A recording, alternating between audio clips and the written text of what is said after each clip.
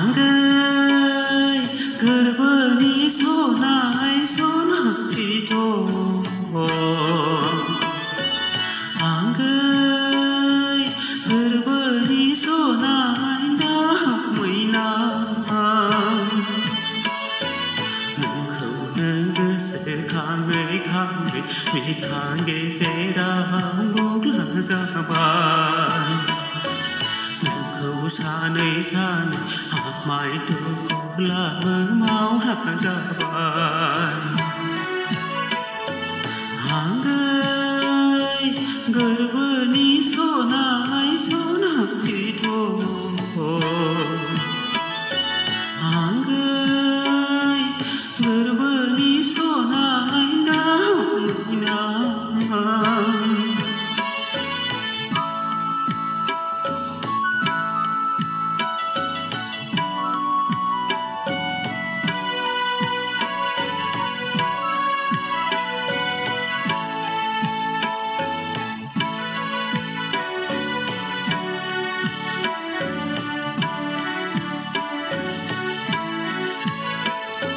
Ang nang dân du lý mơ được mơn lan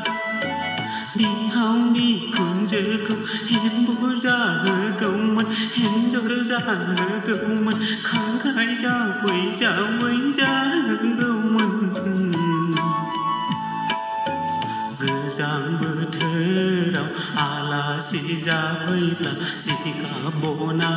này Đừng ngồi phút cầu mân Ang ơi gửi số này đi thôi Ang ơi gửi số này đã mười năm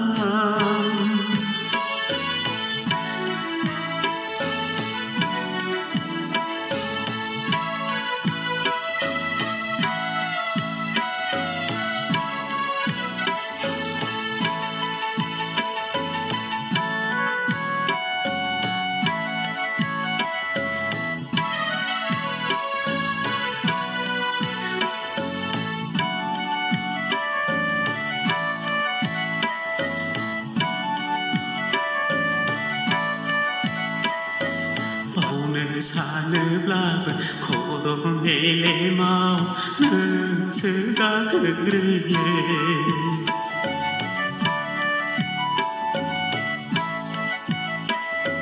lu pha ma pha hay na nai bay nơi xứ ra khắp phương Hàng ơi gửi